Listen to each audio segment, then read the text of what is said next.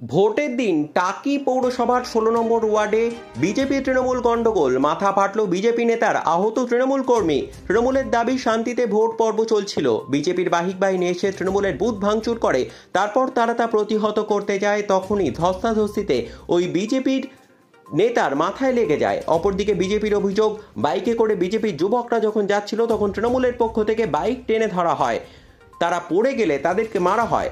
ঘটনার পর বিজেপির ওই নেতাকে টাকি হাসপাতালে আনা হয়। দৌড়ে তার ওষুধ আনতে গিয়ে মোটর বাইকের সামনে পড়ে আহত হন অপর একজন বিজেপি কর্মী। প্রাথমিক চিকিৎসার পর ওই বিজেপি নেতাকে ছেড়ে দেওয়া হলেও মোটর বাইক দুর্ঘটনায় আহত ওই বিজেপি কর্মী চিকিৎসার জন্য তাকে বসিরহাট জেলা হাসপাতালে স্থানান্তরিত করা হয়।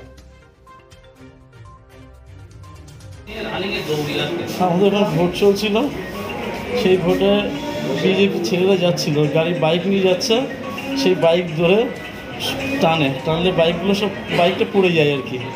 এবার পড়ে যাওয়ার পরে আবার তাকে হচ্ছে মারছে, টিএমসির হচ্ছে ছেলেরা। এবার তখন আমি ওই জায়গায় যাই, যেহেতু আমার মা আগে কাউন্সিলর ছিল। এইবার যাওয়ার সঙ্গে সঙ্গে টিএমসির যে হচ্ছে কাউন্সিলর, সে চলে এসে তার দলবল দিয়ে আমাকে হচ্ছে এই মেরে হচ্ছে টোটাল এখানে ফাটিয়ে দেয়। এই হচ্ছে বিষয় হয়েছে।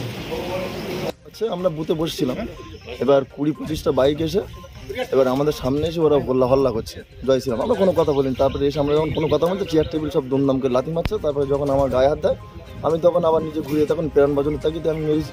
আপনারা কি দল করেন? আমরা টিএমসি করি। আর যারা এসেছিল বাইরে সব, এই এলাকার কোনো আমার ঘরে আমার ছেলে ছিল না, সব বাইরের লোক।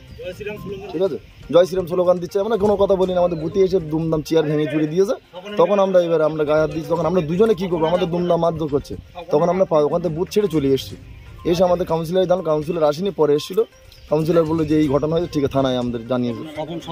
স্বপন ছিল, রামপ্রসাদ ছিল, সব প্রত্যেকে ছিল। ওদের লোক ছিল 50-60 জন। আপনার নাম? আমার নাম নিতাই রায়।